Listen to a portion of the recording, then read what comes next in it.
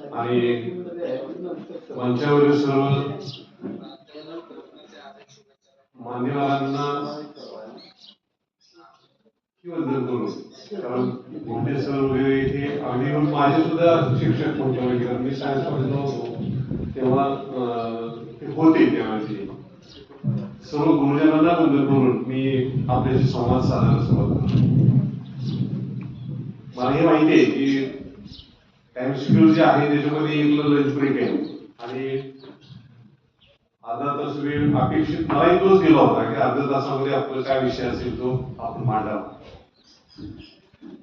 एक मात्र झालं की वायर निकम साहेब आज आलेले आणि त्यांच्याकडे जो विषय होता राज्य अभ्यासक्रम आराखडा 2024 ह्या विषयाच्या बाबत आपण अनभिज्ञ राहाल म्हणून मी थोडासा उद्देश त्याचा सुरुवातीला सांगतो. कारण जो मी ज्या विषया संदर्भात आपल्याशी बोलणार होतो तो त्याच्याशी निगडीत आहे. राज्य शैक्षणिक धोरण जसं राष्ट्रीय शैक्षणिक धोरण 2020 जाहीर झालं त्यानंतर राज्यानं स्वतःच असं जे धोरण ठरवलं राज्य शैक्षणिक धोरण आणि त्यानुसार जो अभ्यासक्रमाचे राष्ट्रीय शैक्षणिक धोरणानुसार जो बदल करणं अपेक्षित आहे त्यानुसार राज्य शैक्षणिक अभ्यासक्रम आराखडा राज्य अभ्यासक्रम आराखडा 2024 हा ड्राफ्ट कॉपीज तयार आहे. मगाशी डॉक्टर सेंडे साहेब म्हणाले की लेझी प्रोसेस आहे आणि वेळ लागेल, 2-3-4 वर्ष लागतील.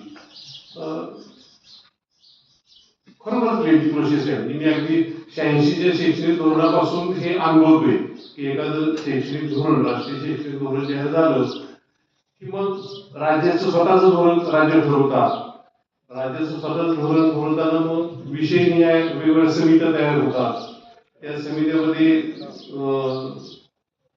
एनईपीचं प्रतिबिंबित कसं करता येईल म्हणजे राष्ट्रीय शैक्षणिक धोरण कसं प्रतिबिंबित करता येईल हे ठरवलं जातं आणि त्यानुसार त्या विषयाचं धोरण ठरवलं जातं. असा आपला आराखडा तयार आहे. वास्तविक अपेक्षित असं आहे की आपण सर्व शिक्षण क्षेत्रामध्ये काम करणाऱ्या व्यक्तींनी ही प्रक्रिया चालू असतानाच तो अभ्यास हवा.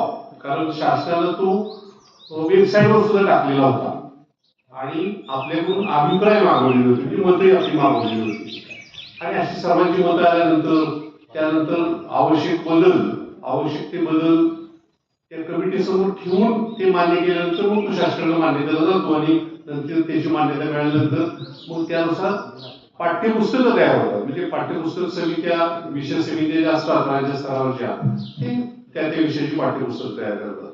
ढोबळमानानं ही आयडिया आपल्याला यावी ही मला अपेक्षा आहे आणि मगाशी माने सर म्हणाले की आपण या वर्षी जे ठरवू ते पुढल्या वर्षी अंमलबजावणीत आणू. त्यापैकीच मी तुम्हा सगळ्या शिक्षकांना एक गृहपाठ म्हणून हा देतो वर्षभरासाठीचा की एनईपी जो आराखडा आता प्रकाशित केलेला आहे शासनाच्या वेबसाईटवर आहे. आपण सगळेजण हे 21व्या युगात काम करतोय तेव्हा आपल्याला दृक श्राव्य सगळी माध्यमं आपल्याला माहिती आहे, आपण त्याचा वापरही करतो. आम्ही साधा हा मोबाईल भ्रमण दूरध्वनी हा सुद्धा आपण सगळेजण वापरतो. एवढंच नाही तर काही संस्थांनी सर्वे केलेल्यामध्ये विद्यार्थी सुद्धा जवळजवळ 50% वापरतात असं निदर्शनास आलेलं आहे. त्यामुळे आपल्या सगळ्याकडे हे आहे, काही जादा करायची गरज नाही. नुसतं सर्च मध्ये जर आपण एनसीएफ 2024 एवढं जर लिहिलं तरी येतो. म्हणजे कुठल्या वेबसाईटवर जावं काय करावं आहे 200-300 पाणी आहे तो आराखडा म्हणजे आपला माध्यमिक स्तरावरचा. तो आपण सगळ्यांनी एकत्रितपणे म्हणजे प्रत्येकाने वेगवेगळा 2-3 एमबी तर आहे. तुमचा मोबाईलचा जास्त डाटा खर्च नाही होणार म्हणजे जागाही जास्त आपली जाणार नाही.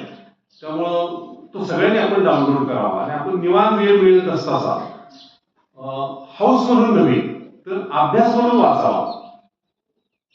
आपल्याला एक अशी म्हणजे 86 धोरणापासून मी मागाशी जे उदाहरण दिलं कारण मी जेव्हा प्रशासकीय सेवेत आलो तेव्हा पहिल्यांदाच मला त्या शैक्षणिक धोरणाचा सामोरं जावं लागलं होतं. 86ला मी प्रशासनामध्ये गेलो त्यावेळेलाच 86 धोरण आलं होतं तिची ट्रेनिंग सुरू झाली होती. मग शासनानं असं एका धोरण आले की त्याची ट्रेनिंग काही ठराविक लोकांना देणार, त्यांनी परत शाळेत येऊन शिक्षकांना बाकीचे ट्रेनिंग द्यायचं, मग अंमलबजावणी करायची. हा झेरप पद्धतीचा जो भाग आहे हा आता कितपत उपयोगी पडतो, कितपत आतापर्यंत उपयोगी झाला याच्यात आता मी पडणार नाही, तर तो विषय नाही आपला. पण आपण सगळ्यांनी हा अभ्यासक्रम आराखडा NCF नॅशनल करिक्युलम फ्रेमवर्क 2024 हा स्टेट करिक्युलम फ्रेमवर्क 2024 हा आपण सगळ्यांनी डाउनलोड करावा आपल्या मोबाईलवर, आपल्या कॉम्प्युटरवर, किंवा 4-4 जणांनी एकत्र करून, किंवा शाळेने एकत्रितपणे प्रिंट काढून शाळेमध्ये वाचनालयात संग्रहालयामध्ये जर ठेवला तर सगळे शिक्षक त्याचा अगोदरच अभ्यास करतील.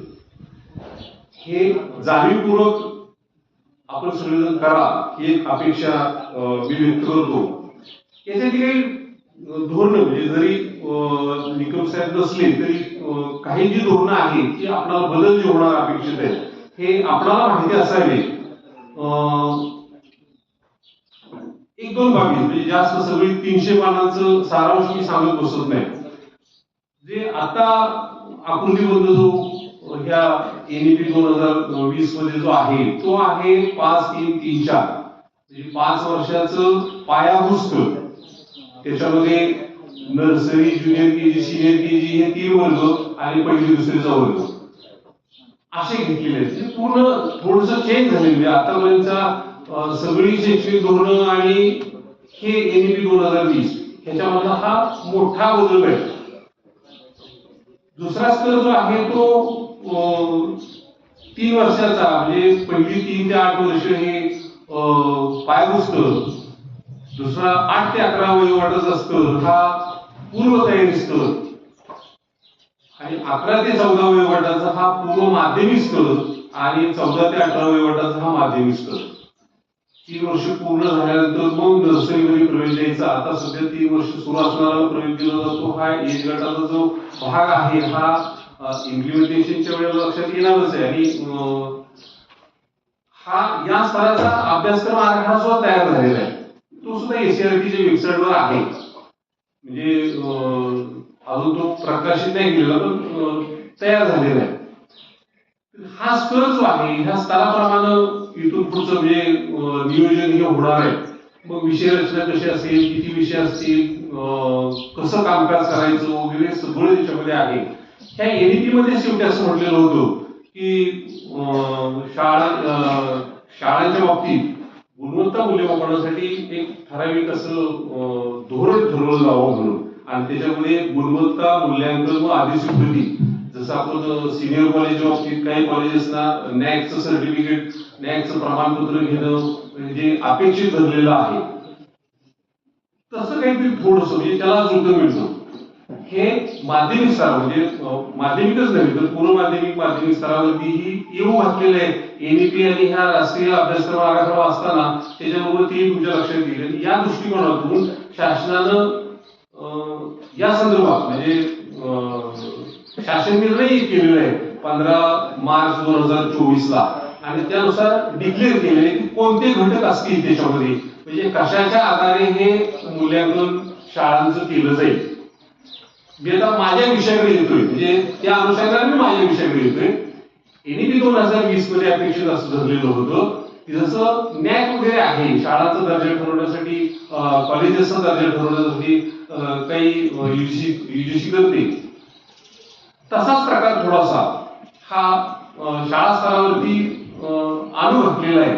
आणि त्याचे कोणते घटक असतील, कशाच्या आधारे ते करायचं याचा एक शासन निर्णय 15 मार्च 2024 ला शासनाने डिक्लेअर केलेला आहे की आपल्याला तो वाचणं गरजेचं आहे. म्हणजे तो आपण वाचावा, अभ्यासावा. दुसरा फार मोठा वर्षभराचा कालावधी आहे, त्यामुळे तुम्हाला गृहपाठ म्हणून हा दुसरा सुद्धा द्यायला काय हरकत नाही की 15 मार्च 2024 शासन निर्णय प्रत्येक शाळेमध्ये आता काढून वाचावा. कारण कसं होतं आपलं शिक्षक मंडळी काय चाललेलं आहे म्हणजे राज्य स्तरावर काय चाललेलं आहे, जिल्हा स्तरावर काय चाललेलं आहे, विभाग स्तरावर काय चाललेलं आहे, दुसऱ्या शाळेत काय चाललेलं आहे बघायला कधी नादालाच लागत नाही. आपली शाळा आणि आपण एक म्हणजे जगातले जे बदल आहे हे आपण जर अगोदर आत्मसात केले, आपणाला जर अगोदर माहिती झाले तर आपण अज्ञानी राहत नाही. हा त्याच्या पाठीमागचा दृष्टिकोन. आपल्या कामकाजाला एक दिशा मिळते आणि त्या दिशा मिळण्याच्या दृष्टिकोनातून हा आपण पाहावा ही एक अपेक्षा आहे. आता मूळ विषयाकडे, शाळांची गुणवत्ता किंवा शाळा दर्जा, याच्यामध्ये टायटल त्याला असं दिलं की शाळा दर्जा. दर्जा हा शब्द तसा आपल्या सगळ्यांच्या परिचयाचा आहे. म्हणजे आपण कपड्याचा दर्जा ठरवतो, अन्नाचा दर्जा ठरवतो, हॉटेलचा दर्जा ठरवतो, सगळ्याचा दर्जा ठरवतो. त्याला काहीतरी मत आपलं तयार होतं. समजा 4 मित्रांना जर विचारलं जेवायला जायचं कुठलं हॉटेल चांगलं, एक मित्र एका हॉटेलचं नाव सांगतो, दुसरा मित्र दुसऱ्या हॉटेलचं नाव सांगतो, तिसरा मित्र तिसऱ्या हॉटेलचं नाव सांगतो. म्हणजे मी जेव्हा इथे होतो, म्हणजे अगदी सातारा जिल्ह्यात होतो आणि 94-92 दरम्यानची घटना असतील त्यावेळेला, त्यावेळेपासून मला मोठा एक प्रश्न जून महिन्यामध्ये निर्माण व्हायचा. बऱ्याच लोकांचे फोन यायचे, बरेच जण तिथं समक्ष भेटायला यायचे, मला आमच्या शाळेत प्रवेश पाहिजे. साताऱ्यात काही पालक म्हणाले मला अण्णासाहेब कॉलेजमध्येच प्रवेश पाहिजे, काही पालक म्हणाले मला नाही महाराजा सयाजीमध्ये प्रवेश पाहिजे, काही पालक म्हणाले मला न्यू इंग्लिश स्कूलमध्ये प्रवेश पाहिजे, काही पालक म्हणाले मला आनंद इंग्लिश स्कूलमध्ये प्रवेश पाहिजे. त्याने मी असं नाही विचारलं की ह्या शाळेत का, शेजारी आहे दुसरी शाळा तिथे प्रवेश द्या ना. नाही, मग ते शाळा चांगली म्हणतात, म्हणजे म्हणतात या बाबीवर सगळ्या पालकांचं इतकं ठाम मत असायचं की त्याला दुसऱ्या कोणी सांगून त्यात बदल होणं अवघड व्हायचं. एवढंच काय, म्हणजे अगदी साताऱ्यातलीच घटना नाही तर काही ग्रामीण भागातली कुटुंब सुद्धा मुलांच्या शिक्षणासाठी ग्रामीण भागात त्या मुलांना, स्वतःच्या मुलाला शहरामध्ये प्रवेश घ्यायला आलेली सुद्धा पाहिलेली आहे. वस्तुस्थिती आहे, वस्तुस्थिती आपल्याला नाकारून चालणार नाही. शाश्वत शिक्षण, शाश्वत शाळा, आपण जेव्हा याची चर्चा करतो तेव्हा निश्चितपणे हा दर्जा, शाळा दर्जा हा एक घटक तिथं महत्वाचा ठरतोय. म्हणजे समाजामध्ये काही असं नॅरेटिव्ह तयार झालेलं आहे. आता ते नॅरेटिव्ह काय त्यांनी तयार केलं, एक म्हणजे समज म्हणूया आपण, चुकीचा म्हणता येणार नाही, काही अंशी बरोबर असतो, काही अंशी चुकीचा असतो, पण त्यांनी ठरवलेलं असतं. म्हणजे पूर्वी, म्हणजे जेव्हा आता मी 90-92च्या घटना सांगतोय, म्हणजे मी प्रत्यक्ष अनुभवलेलं उदाहरण म्हणून 90-92 घेतलं की त्यावेळेला असं व्हायचं की बोर्डातली मुलं डिक्लेअर केली जायची. म्हणजे बोर्डात पहिला नंबर आलेला, दुसरा नंबर आलेला, मग काय पालकांचं असं मत असायचं की या शाळेत बोर्डात 4 मुलं येतात, गुणवत्तेमध्ये 4 मुलं आलेले आहेत बोर्डामध्ये, कोल्हापूर बोर्डामध्ये 4 मुलं आले, या शाळेची 10 मुलं आलेली आहेत बोर्डामध्ये, म्हणून त्या शाळेचा दर्जा चांगला, म्हणून तिथंच प्रवेश पाहिजे. त्यानंतर ते थोडंसं कमी झालं, म्हणजे ते घोषित पहिला दुसरा तिसरा काढायचं बंद केलं. पण तरी पण निकाल हा आहेच की या शाळेचा निकाल 90% असतो, या शाळेचा निकाल 100% असतो. ठीक आहे, निकालापर्यंतही समजू शकतो, पण काही शाळा ऍक्टिव्हिटीमध्ये जास्त भाग घेतात, म्हणजे सहशालेय उपक्रमामध्ये जास्त भाग घेतात किंवा स्पर्धा परीक्षेमध्ये जास्त भाग घेतात. म्हणजे त्यांचं क्रीडा स्पर्धेमध्ये मुलं असतात, त्यांची स्कॉलरशिप मध्ये मुलं असतात, त्यांची एनटीएस मध्ये मुलं असतात. अशा सगळ्या स्पर्धा परीक्षेमध्ये ती मुलं भाग घेतात, तिथे त्याची तयारी खास करून घेतात, म्हणून त्या शाळेमध्ये प्रवेश पाहिजे असे म्हणणारे काही पालक असतात. काही पालक हे सगळं सोडून देतात, म्हणजे मुलांचं बौद्धिक भाग हा सोडून शाळेत चांगली शिस्त आहे त्या शाळेमध्ये. मला शेवटी तर असं अनुभव मिळालं, शाळेचं नाव घेत नाही ते शाळेत की म्हणजे आता इंग्रजी माध्यमाच्या शाळांमध्ये असं हॅडच झालेलं आहे की कंपाऊंडच्या आत पालकाला येऊन द्यायचं नाही, काय असेल ते कंपाऊंड पर्यंत, तिथनं आत काय चाललंय बघू द्यायचं. फार कडक शिस्त, म्हणजे एक दिवस जर मुलगा जर असेल तर पालकाला सुट्टी लिहून द्यायला पाहिजे, 1 मिनिट 15 मिनिटं उशिरा असेल, म्हणजे शिस्त शाळेची चांगली आहे असं प्रथमदर्शनी दिसतं पालकांना, म्हणून ठरवलं की या शाळेचा दर्जा चांगला आहे. म्हणजे शाळा समाजामध्ये कशी प्रतिबिंबित होते असे एक नॅरेटिव्ह तयार होतो आणि त्याच्या आधारे पालक ठरवतात की ही शाळा चांगली आहे, ही शाळा वाईट आहे.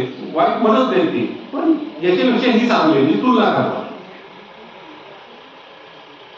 हे आपल्या शिक्षकांच्या कधी लक्षात आलं की नाही मला नाही माहिती. बऱ्याच शाळा मी पाहिल्या, बऱ्याच शाळा म्हणजे काय म्हणतात की 5-6 जिल्ह्यामध्ये मी काम केलं, बुलढाणा, पुणे, सातारा, रत्नागिरी अशा 5-6 जिल्ह्यामध्ये काम केलं. तिच्या माध्यमिक शाळा आणि प्राथमिक शाळा मी बोलतोय हे फक्त माध्यमिक शाळेबद्दल बोलतोय अशातला भाग आहे. तर प्राथमिक आणि माध्यमिक दोन्ही शाळांच्या बाबतीत या एवढ्या शाळा मी पाहिल्या, त्यातल्या मोजक्या शाळा, कारण गुणवत्ता मोजण्याची जी साधनं आहे याच्याकडे आपण बोलूयाच, पण शाळांच्या मध्ये गुणवत्ता मोजण्याचं साधन असतं की आपली शाळा कशी आहे. म्हणजे प्रतवारी शाळेची प्रतवारी पुस्तिका आताच्या नवीन पिढीतल्या शिक्षकांना ही माहिती आहे की नाही हे मला माहिती नाही. म्हणजे प्रतवारी नावाचं एक साधन आपल्या शाळेमध्ये आपल्या शाळेचा दर्जा ठरवण्यासाठी होतं आणि त्याच्यातून गुणवत्ता विकासाचे कार्यक्रम घ्यावेत अशी अपेक्षा होती. किती जणांनी शब्द प्रतवारी, शालेय प्रतवारी शब्द ऐकलेला आहे. थोडासा आता संशोधनाचा विषय मिळतो. कारण मध्यंतरीच्या काळामध्ये त्यानंतर एक निघालो म्हणजे स्वयंमूल्य निर्धारण. म्हणजे प्रतवारी शब्द थोडासा बाजूला ठेवला. प्रतवारी शाळांना सापडत नव्हती, म्हणजे मुख्याध्यापकांना कुठे ठेवली कपाड्यात ती सापडत नव्हती, म्हणून त्याच्याकडे नादाला प्रतवारी फार कमी शाळा आल्या. स्वयंमूल्य निर्धारण असे मध्यंतरी प्रकार निघाला. म्हणजे शासनानंच आणलेला होता तो की स्वयंमूल्य निर्धारण करायचं, शाळेला स्वतःचा असा स्वयंविकासाचा कार्यक्रम ठरवायचा. हे कार्यक्रम जसे आहेत म्हणजे जसे याच्या आधारे शाळेचा दर्जा ठरवला होता, तसंच अजूनही म्हणजे समाजामध्ये असे काही स्वयंसेवी संस्था आहेत की शाळांचा दर्जा नाही ठरवत, मुलांचा दर्जा ठरवतात, म्हणजे शिक्षणाचा दर्जा ठरवतात. म्हणजे प्रथम सारखी जी संस्था आहे ती दरवर्षी आता बऱ्याच काळापासून म्हणजे 90-92 पासून मी पाहतोय त्यांची रिपोर्ट, 94 पासून किंवा त्यांच्या त्या संस्थेशी बराचसा संपर्क आला. म्हणजे सातपुरा शिक्षणाधिकारी म्हणून असताना बऱ्याच वेळा संपर्क आला संस्थेच्या प्रतिनिधीशी. त्या याचं वेगवेगळा असं विषय डोळ्यासमोर ठेवून सर्वेक्षण करतात. म्हणजे जशी प्रतवारी पद्धत आहे, समाजाचं नॅरेटिव्ह तयार होतं, त्याच्यानुसार शाळा दर्जा ठरवला जातो, तसंच हे स्वयंसेवी संस्था सुद्धा शिक्षणाचा दर्जा ठरवतात. ते कसा ठरवतात तर सॅम्पल रॅन्डम सॅम्पल घेतात आणि त्याच्या आधारे आपल्या शाळा पातळीवरचेच प्रश्न मुलांना विचारतात आणि त्याच्यातून निष्कर्ष काढतात. ती निष्कर्ष कसे असतात ते सुद्धा थोडंसं उदाहरण दाखल मी सांगणार आहे. कारण आपल्याला थोडंसं अवाक करणार आहे अशी. आता या वर्षाचं जे सर्वेक्षण झालं म्हणजे गेल्या वर्षी जे 2023 ला झालं, आपल्या राष्ट्रीय पातळीवरती होतं ते सर्वेक्षण. देशातले अनेक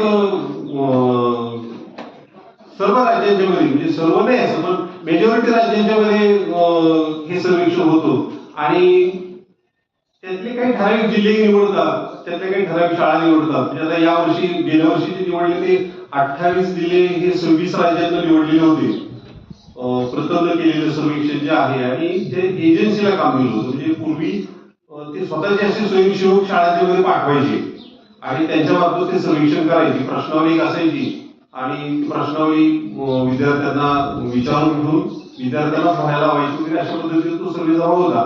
या वर्षी मात्र स्वयंसेवी संस्थेनं दुसऱ्या एक अन्य एजन्सीला काम दिलं होतं. मराठवाडा युनिव्हर्सिटीला हे काम दिलं होतं की त्यांनी त्यांचे स्वयंसेवक वापरून हे सर्वे करावं म्हणून. त्याची निष्कर्ष थोडेसे वापरतो. म्हणजे शाळाच्या दर्जाबद्दल समाजामध्ये नेमकी काय प्रतिमा तयार होते.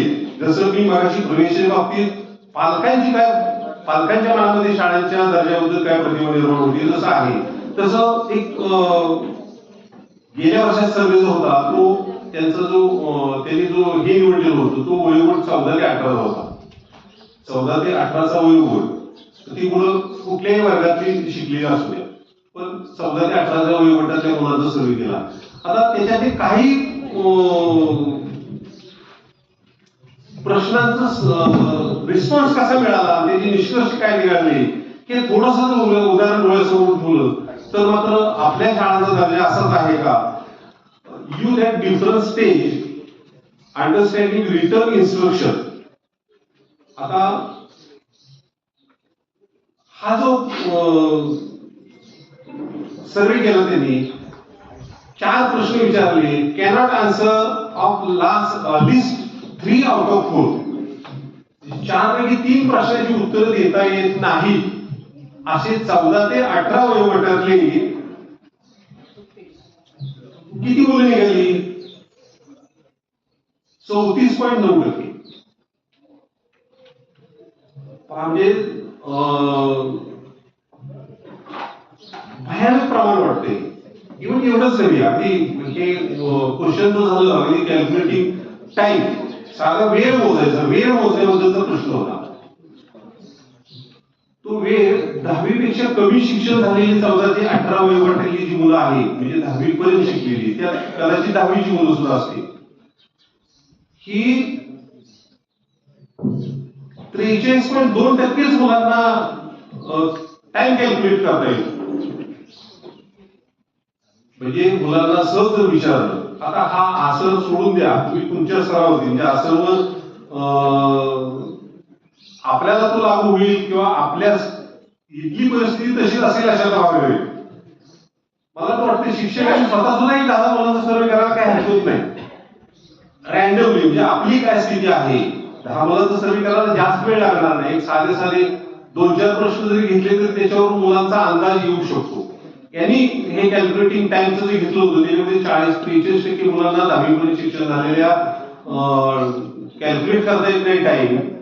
नंतर ऍडिंग वेट, वजनामध्ये म्हणजे वजनांची बेरीज करणं हे जमत नाही 52% मुलांना 10वी पर्यंत शिक्षण झालेलं आहे. जे स्टँडर्ड 10 ऑर बिलो 14 ते 18 वयोगटाचा. मेजरिंग लेंथ, लांबी मोजायची, म्हणजे फक्त कागदावरची नव्हे. समजा मी इथून बसलोय काटकसरांच्या पर्यंत किती लांबी आहे. 10वी पर्यंत शिक्षण झालेल्या मुलांच्या पैकी 84.5% मुलांना येते. याचा अर्थ अजून 15% मुलांना येत नाही लांबी मोजता. अजून सोपं प्रश्न, हे सगळे जर तथ्य पाहिले म्हणजे असं जर रिपोर्ट ऍज अ इंटरेस्टेड शिक्षक म्हणून आपण हे रिपोर्ट सुद्धा बघायला हरकत नाही, वेबसाईटवर आहे. नुसतं असं 2023 टाईप केलं तरी येतो, मोठं आहे, आपल्याला सगळा वाचायला तेवढा वेळ नाही मिळणार. पण एक ऍज अ इंटरेस्ट म्हणून काही बाबी बघायला हरकत नाही. इव्हन एवढंच नाही तर आपण आपल्या स्तरावरती सुद्धा असा सर्वे करायला काही हरकत नाही. म्हणजे शिक्षकांनी नेहमी असं उत्साहित असलं पाहिजे की आपल्या शाळेचा दर्जा ठीक आहे, प्रतवारी मुख्याध्यापकाने नाही दिली, जी आर डाउनलोड नाही केला, पण सहज 4 प्रश्न मुलांना जर विचारले आपल्या वर्गातल्या नवीन किती मुलांना येतात की अभ्यासक्रम सोडून म्हणजे अभ्यासक्रमाच्या बाहेरचे पण अभ्यासक्रमावर आधारित असे जर विचारले असे आसनसारखे तरी आपल्याला अंदाज येईल. हे जे संस्था आहेत ह्या काही दर्जा ठरवतात शाळांचा, पण दर्जा आता जो आपल्याला ठरवायचा आहे तो म्हणजे शासनाने जे अपेक्षित आता धरलेलं आहे. मगाशी मी जे तुम्हाला म्हटलं की शालेय गुणवत्ता मूल्यांकन आणि अधिस्वीकृती या संदर्भात थोडंसं मी बोलणार आहे आपल्याशी. हे आहे ते नवीन नाही. म्हणजे हे जर इकून पाहिला 15 मार्च 2024 शासन निर्णय जर पाहिला तर त्यात नवीन असं काही तुम्हाला दिसणार नाही. म्हणजे शालेय प्रतवारी पुस्तिकेत हे सगळं होतच, फक्त आता वेगळी मांडणी केली आहे.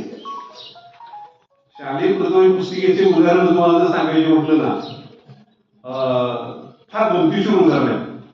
मी नाही म्हटलं तरी माझ्या 34 वर्षाच्या सेवेमध्ये म्हणजे 86 पासून 2015 पर्यंत 34 ना 48 वर्षाच्या सर्व्हिसमध्ये, कारण पहिली 6 वर्ष शिक्षक म्हणून होतो, पण 87 पासून ते 2015 पर्यंत दरवर्षी निदान मिनिमम 20 शाळांची माध्यमिक शाळांची तपासणी तर करत होतो. आणि माझा ठरलेला प्रश्न असायचा एक शाळेत प्रतवारी पुस्तिका आहे का आणायकडे बघू त्यानुसार प्रतवारी काय आहे.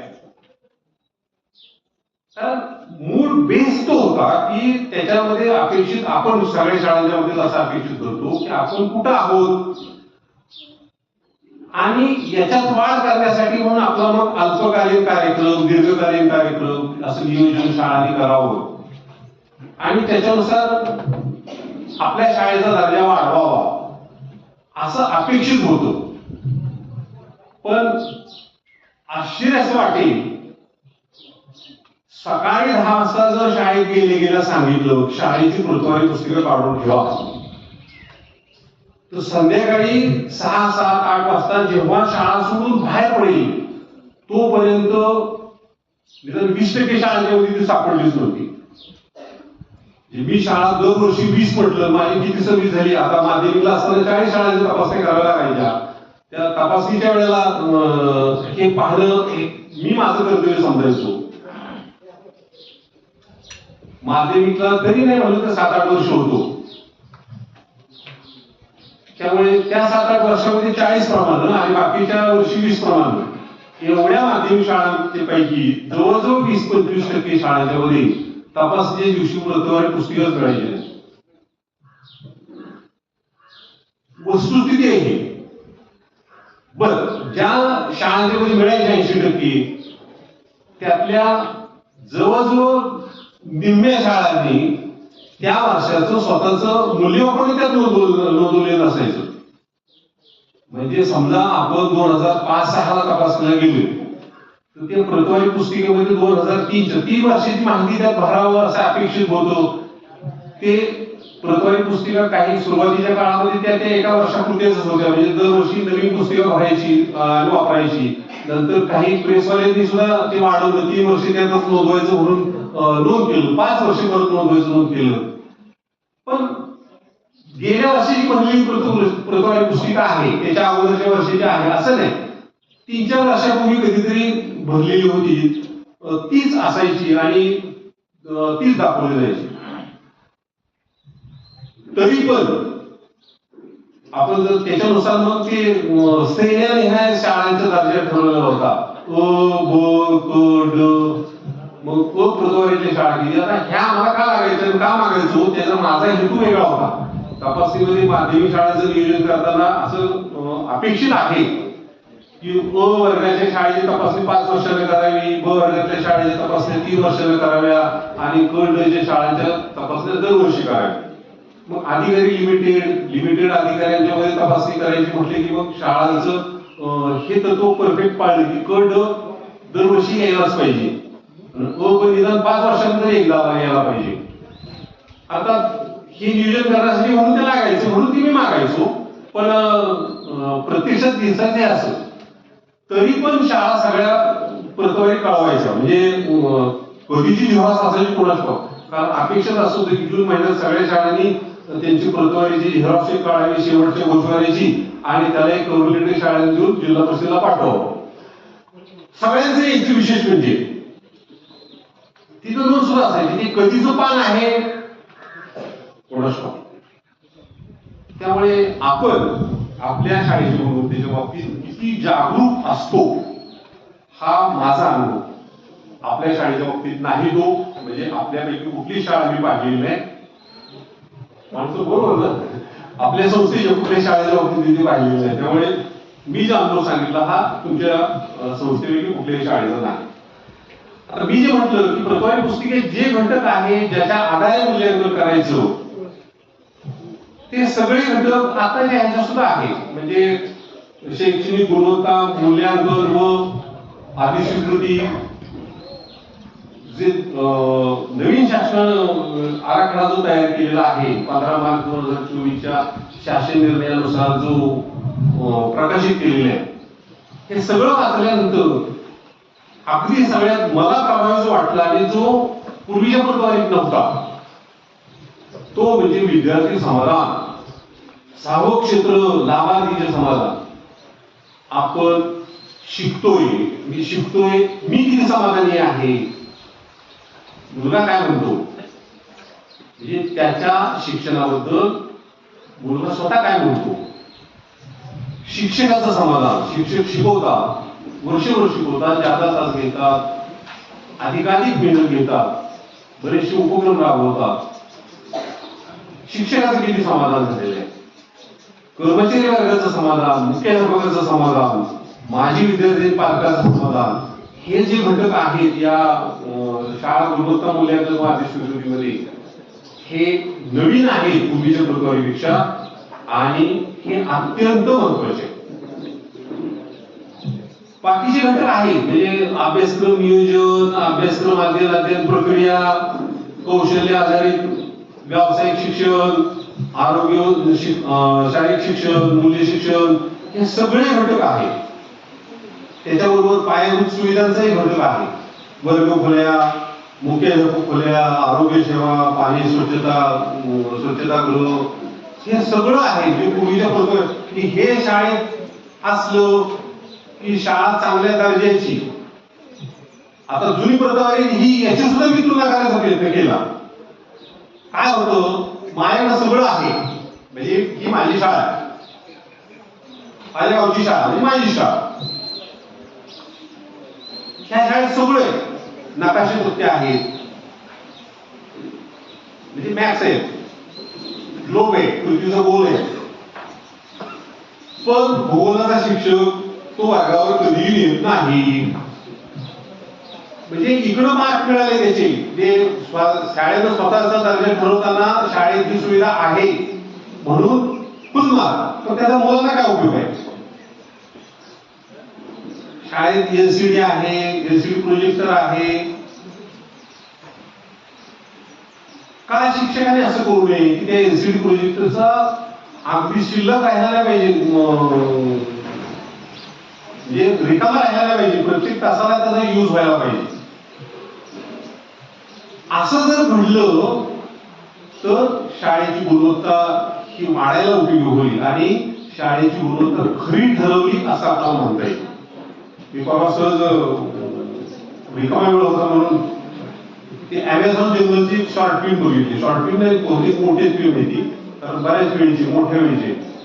आपण पुस्तकात शिकतो अमेरिकेमध्ये ते अमेझॉन जंगल आहे वगैरे, एवढं मोठं आहे, एवढ्या लांबीचं, एवढ्या किलोमीटरचं, ते एवढे प्राणी. कुठेतरी 6वी 7वी 8वीला घटक आहे तो, 8वी 9वी 10वीला अमेझॉन जंगलचा. पण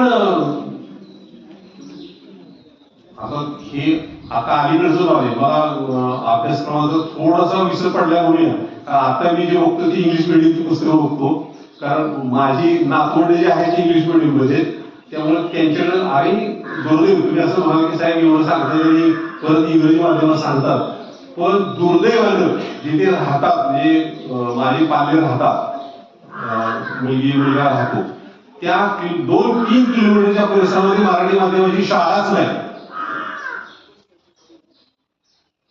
म्हणजे अगदी जबरदस्तीनं इंग्रजी माध्यमात घालण्याचे पर्याय नाही, असा प्रकार थोडासा आहे तो. पण तो अभ्यासक्रम मला माहिती आहे म्हणून म्हटलं की अमेझॉन जंगलचा भाग आहे, आणि तो प्रत्यक्ष बघितल्यानंतर खरोखर मला जे आता 45 वर्षात अनुभवायला मिळालं नाही ते आपल्याला एलसीडीच्या मार्फत हे करू शकतो आपण. हे साधन म्हणजे प्रतवारीमध्ये आपण लिहिलं, अगदी शाळा गुणवत्ता मूल्यांकन आधी स्वीकृतीमध्ये आपण लिहिलं, हे आलं, त्याचं ट्रेनिंग होईल, तुमच्यापर्यंत येईल, ते त्याच्या अंमलबजावणी सुरू होईल. याची अवस्था जर पूर्वीच्या प्रतवारीसारखी जर झाली तर मग काय, काल जसं आपण होतो तसंच 21व्या शतकात आपण आलेलो आहोत, तसंच पुन्हा 22व्या शतकात जाणार आहोत. म्हणजे बदल जर करायचा झाला तर शिक्षक स्वतः बदललं पाहिजे, आणि शिक्षक स्वतः बदलले म्हणजे शासनानं धोरण बदललं, शासनानं अभ्यासक्रम बदलला, शासनानं मूल्यांकन पद्धती बदलली, सगळं जरी बदललं तरी आपण स्वतः जेव्हा शिकण्याची इच्छा व्यक्त करत नाही, आपण स्वतः जेव्हा ते अंमलबजावणीत आणायचं आपल्यामध्ये इच्छा निर्माण होत नाही, तोपर्यंत शाळेचा गुणवत्ता हा कागदावरचाच विषय राहील. एवढंच मला आपल्याला या ठिकाणी नमूद करायचे. आपण सगळ्यांनी थोडस मी शांत भाषेत बोलू, हा माझा तसा स्वभाव नाही, पण एकूण सगळी सज्जन मंडळी समोर पाहिल्यानंतर माझी भाषा बदलली बोलण्याची. नाहीतर आणखी कडवट उदाहरणं, म्हणजे फार कडवट उदाहरणं ऐकायला मिळतात की जे आपल्याला ऐकू वाटत नाहीत. अशा शाळा आपल्याकडे आहेत, असे शिक्षक आपल्याकडे. आता कोण किती जबाबदार हा घटक वेगळा, म्हणजे शिक्षक संख्या हा चर्चा न करण्याचा विषय झालेला आहे. आताच माझ्या सरांची मागं बसलो होतो, एक पद रिक्त आहे, मी एवढे 7 शिक्षक रिक्त आहेत, पूर्वी 12-14 शिक्षक होते. असं धोरण आलं, तसा रिक्त ठरला, तसा गेला, कमी झाला, शिक्षक भरतीला मंजुरी नव्हती, त्याच्यामुळे हेल्प करतो. हे तर एक आहेच. त्याशिवाय आता भरमसाठ इंग्रजी माध्यमाची शाळा निघालेली आहे, निघून येत असं माझं मत नाही. विस्तार भरपूर झालेला आहे, पण विस्तार आणि गुणवत्ता हे करत असताना शाश्वत शाळा जी आपण म्हणतो ती कुठेतरी संस्था चालकांनी, संस्था प्रमुखांनी सुद्धा हे अनुभवायला पाहिजे की एका वर्गामध्ये 5 मुलं आहेत, दुसऱ्या वर्गामध्ये 7 मुलं आहेत, तिसऱ्या वर्गामध्ये 9 मुलं आहेत. तुम्ही किती शिक्षक नेमू शकणार आहे? मुलांच्याकडून फी घेऊन किती शिक्षक नेमू शकणार आहे आणि कसं शिक्षण देऊ शकणार आहे? म्हणजे 2 वर्गाला 3 शिक्षक नेमायचे आणि त्यांनी 10 विषय शिकवायचे, 11 विषय शिकवायचे, काय अपेक्षित आपण धरणार आहे? त्यामुळं थोडस विद्या विस्तार हा थांबूया आपण. म्हणजे अगदी खडे सरांनी सुद्धा आहे एवढी शाळा, आहे एवढा स्टाफ, आहे एवढी मुलं, अशी ठेवून जर आपण काम केलं तर गुणवत्ता निश्चितपणेच आपण राखू शकू, वाढवू शकू. म्हणजे आता गुणवत्ता नाही असा त्याचा अर्थ नाही, आहे, गुणवत्तेला मोजमाप नाही. किती गुणवान मुलगा असला पाहिजे. तुम्ही म्हणाल त्या गुणवत्तेच्या पुस्तिकेप्रमाणे 100 मार्क मिळाले ती शाळा गुणवान झाली, गुणवत्ता पूर्ण झाली. +च्या पुढे. पण हे साधन आहे मोजायचं, हे साधन तितकंसं अचूक आहे अशात नाही भाग नाही. मला मी त्याचं ते उदाहरण सांगितलं की आपल्याकडे सगळी साधनं आहेत, भौतिक सुविधा सगळे आहेत, पण शिक्षक मुलालाच विश्वासात घेत नाही. एक मित्र हो सांगण्याचं निश्चितपणे मी इथे उल्लेख करेन की जर मुलाला विश्वासात घेतलं तर ज्याला अल्फाबेट्स लिहिता येत नाही तो मुलगा सुद्धा 10वी पास होऊ शकतो. त्याला त्याचं जीवन व्यवस्थित जगण्या इतपत त्याला ज्ञान मिळवू शकतो. आणि एकदा बेसिक तयार झालं, गणितामधलं बेसिक, भाषेमधलं बेसिक, जर बेसिक तयार झालं तो स्वतः वाचू शकतो, स्वतः अभ्यास करू शकतो, स्वतः मेहनत घेऊ शकतो. गणितामधलं बेसिक स्वतः जर म्हणजे तयार जर झालं, यासाठी मुलांच्या पर्यंत आपण पोहोचलं पाहिजे. मुलांची घरची कौटुंबिक पार्श्वभूमी विचारात घेऊन त्याच्याशी सौजन्यानं वागून जर आपण आपले प्रयत्न केले तर अप्रगत मुलं, मागे राहिलेली मुलं, त्यासाठीचा वेगळा अभ्यास, काही करायची गरज नाही. म्हणजे मी अनुभवलेलं उदाहरण सांगतो. मी 81 साली शिक्षक म्हणून गेलो, 70 थांबवणार होतो, 21 झाले, 10 मिनिटं जास्त झाले, थोडस एनसीप सांगितल्यामुळं. मी ज्या शाळेत काम केलं ती शाळा एक आधी अशी वाहण्याची शाळा होती. पुणे जिल्ह्यातलं एक आंबेगाव तालुक्यामध्ये शिरोली म्हणून गाव आहे. माझी नोकरीची सुरुवातच तिथे झाली, 81 साली नोकरीची सुरुवात तिथे झाली. त्या गावामध्ये, त्या शाळेमध्ये येणारी वंथड मुलं ही आदिवासी होती, हिंदू माध्यम कोळी समाजाची होती. म्हणजे सगळी ग्रामीण भागात येणारी मुलं. प्रॉपर शिरोली जिथं होती त्या शिरोलीची मुलं तेवढी अशी रेग्युलर समाजाची, बाकी जी ग्रामीण भागात येणारी मुलं, त्यांच्या पालकांचा शिक्षणाचा कसलाही गंध नव्हता. आणि ती मुलं शाळेत यायची, त्याला घरी अगदी व्यवस्थित जेवण वगैरे मिळायचं. त्यावेळेला ह्या असल्या काही योजना नव्हत्या. शालेय पोषणाचा तांदूळ कोरडा 3 किलो मिळायचं, तेवढाच फक्त, बाकी काय मिळायचं नाही. म्हणजे 80 सालची घटना सांगतो मी, 25-50 वर्षापूर्वी, 25 वर्षापूर्वी. थोडासा अभ्यास केला मी, म्हणजे मी नवीन होतो, मला कोणाचं मार्गदर्शन वगैरे नव्हतं. आता त्या अभ्यासाचा मला उपयोग झाला, कारण मी जेव्हा एमपीएससीला सामोर गेलो इंटरव्ह्यूला, तेव्हा आपल्या संस्थेशी निगडीत एक तिथं अध्यक्ष होते 85-87 दरम्यान, 86-87 दरम्यान. त्यांनी तोच प्रश्न विचारला, तुम्ही कुठं काम करता? शिरोली. कुठली मुलं येतात तिथं? ग्रामीण भागात. कुठल्या समाजाची मुलं येतात? ही येतात. पण त्यांचं काय घरची परिस्थिती, मोळी विकून रोजगार, म्हणजे त्यांचा उदरनिर्वाह चालू आहे. मोळ्या घेऊन पोरं शाळेला येताना ती काकी दप्तर असायचं, डोक्यावर मोळी असायची, आई त्याच्याबरोबर असायची, मोळी गावात टाकायची, आईने ती विकायची आणि मुलगा दप्तर घेऊन शाळेत यायचा. अशी मुलं शाळेत, ज्या शाळेमध्ये वंथडी येत होती, अशा शाळेमध्ये. आणि 80 सालची घटना 81 अशी होती की तेव्हा सायन्स टीचर मिळत नव्हते. त्यामुळं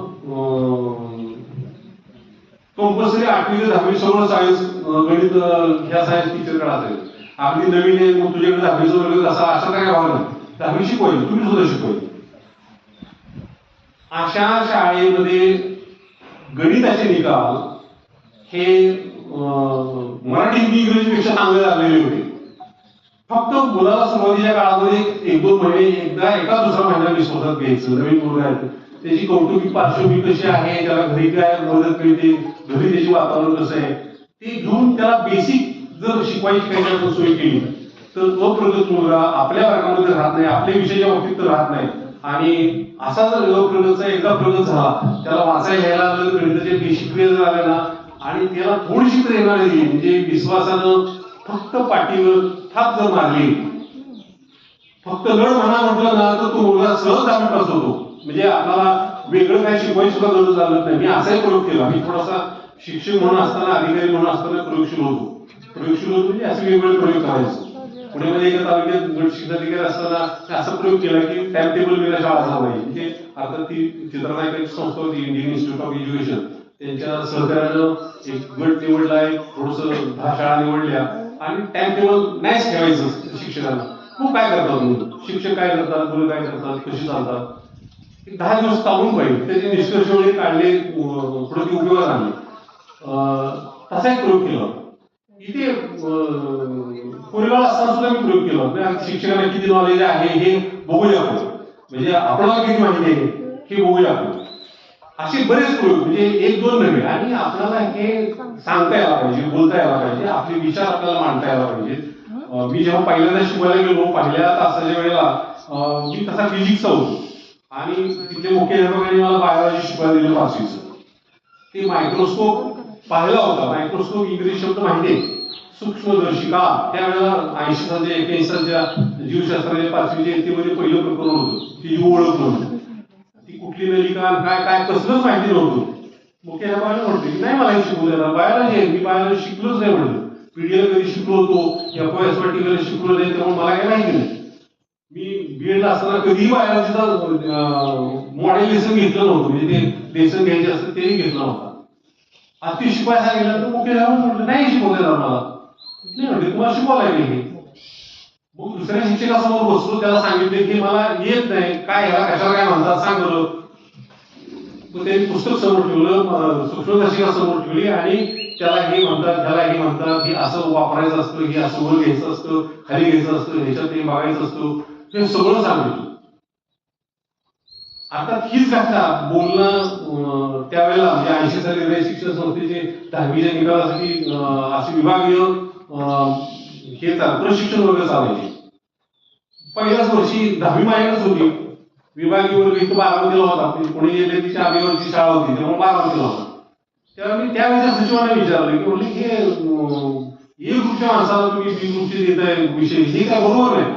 म्हणजे त्यावेळेच्या शिबिरामध्ये मी विचारलं होतं मार्गदर्शक, नवीन शिक्षक होतो, 1च वर्ष झालं होतं नोकरीचं, विचारलं. त्यावेळेच्या सचिवांनी उत्तर दिलं की 10वी पर्यंत आपल्या महाराष्ट्र राज्यामध्ये विषय शिक्षक ही पद्धती नाही. पहिली ते 10वीचे सगळे विषय 10वी पर्यंतच्या शिक्षकांना शिकवता यायला पाहिजे. अगदी भूगोल सांगितला, जागृती सांगितली, हिस्ट्री सांगितली तरी यायला पाहिजे. कुठलीही नियमावली काढा, EVPS रूल्स काढा, त्याच्यामध्ये कुठेही म्हटलेलं नाही की विषय शिक्षक म्हणून. त्यामुळं BSc वेळ असो नाही तर BA वेळ असो, दिलेला विषय हा तुम्हाला शिकवता यायला पाहिजे. अभ्यास करून करा, कसाही करा, पण शिकवता यायला पाहिजे. त्यानंतर परत नाव काढलं नाही की आपल्याला हे येत नाही, जात नाही वगैरे. इव्हन एवढंच नाही तर मुलांना विश्वासात घेतल्यानंतर तिथे शेजारी गोहे म्हणून आश्रमशाळा आहे, शासनाची म्हणजे शासकीय आश्रमशाळा आहे. तिथं सायन्सची शिक्षकच नसायची, म्हणजे जवळजवळ वर्षभर नसायची. अशी परिस्थिती म्हणजे शासनाच्या आश्रमशाळेची होती. त्या शाळेला एक सवय लागली होती की तिथले मुख्याध्यापक यायचे, इथले मुख्याध्यापक म्हणायचे तुमचे इथले 2 शिक्षक पाठवा, 1 महिन्याभर पाठवा, त्यांना आम्ही काय रेग्युलर मानधन देतो. तर ते मानधन मिळायचं. म्हणजे आता सायन्स शिक्षक म्हणजे आम्हीच शेवटच्या महिन्यामध्ये जायचो. जानेवारी फेब्रुवारी उजाडला की गोह्या आश्रमशाळेमध्ये सकाळी 2 तास जायचं, आठवड्यात 3 दिवस जायचं आणि 10वीला गणित शिकवायचं, 10वीला गणित शिकवायचं. पूर्ण वर्षाचा अभ्यासक्रम 10वीला बोर्डाची परीक्षेला जाणाऱ्या मुलांना 1-1.5 महिन्यामध्ये शिकवायचा, ती आठवड्यात 3 दिवस जाऊन.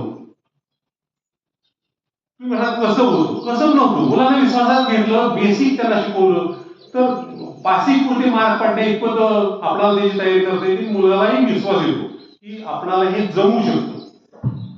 त्यावेळेला म्हणजे प्रकरणे कशी होती, एक सामायिक समीकरण नुसतं प्लस मायनस जरी समजलं ना मुलांना तर समीकरणाचं प्रकरण होतं पुरेशा मार्काला होतं, ते आलेखाचं प्रकरण होतं पुरेशा मार्काला होतं.